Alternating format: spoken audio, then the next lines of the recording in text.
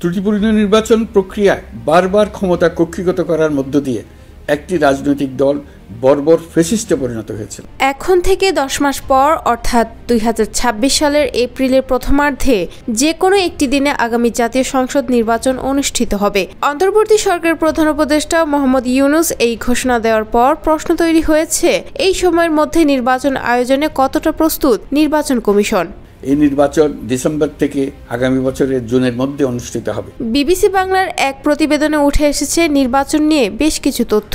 নির্বাচন কমিশনের কর্মকর্তারা বলছেন, সময় কম হলেও প্রস্তুতি জোরদার করা হয়েছে। কমিশনার আব্দুর রহমান বিবিসিকে বলেন, ইসি একটি বাস্তবায়নকারী সংস্থা, আমাদের প্রস্তুতি নিতেই হবে। আমরা প্রস্তুতি নিচ্ছি এবং সময়মতো নির্বাচন আয়োজন সম্ভব।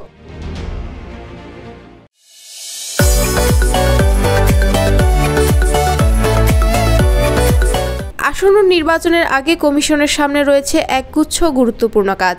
এর মধ্যে রয়েছে ভোটার তালিকা হালনাগাদ, রাজনৈতিক দল ও নির্বাচন পর্যবেক্ষক সংস্থার নিবন্ধন, নির্বাচনী সরঞ্জাম কেনাকাটা, ব্যালট পেপার প্রস্তুত, নির্বাচনী কর্মকর্তা নিয়োগ ও সংসদীয় আসন পুনর্বিন্যাস। নির্বাচন কমিশনের সিনিয়র সচিব আক্তার আহমেদ বলেন, ব্যালট বাক্স, কালি, স্ট্যাম্প প্যাড সহ প্রয়োজনীয় সরঞ্জামের জন্য টেন্ডারিং শেষ করা হয়েছে এবং বাজেট বরাদ্দ চাওয়া হয়েছে।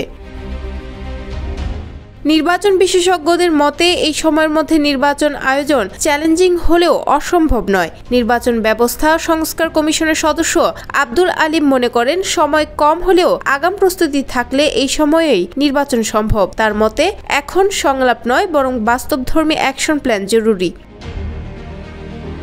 তবে এখনও ইসি রোডম্যাপ প্রকাশ করেনি, যা অতীতে নির্বাচন আয়োজনের অন্তত 1.5 বছর আগে দেওয়া হতো। এই নিয়ে সংশয় তৈরি হলেও কমিশনের কর্মকর্তারা বলছেন, প্রস্তুতির অনেক অংশে চলছে। নির্বাচন ব্যবস্থা সংস্কার কমিশনের আরেক সদস্য জেসমিন টুলি বলেন, ভোটার তালিকা হালনাগাদ ও আসন পুনর্বিন্যাসের মতো কাজ সময় সাপেক্ষ, তবে আগাম পরিকল্পনা থাকলে এই সময়েও তা শেষ করা সম্ভব। বিশেষজ্ঞদের মতে আইন শৃঙ্খলা পরিস্থিতি নিয়ন্ত্রণে রাখাও হবে বড় চ্যালেঞ্জ।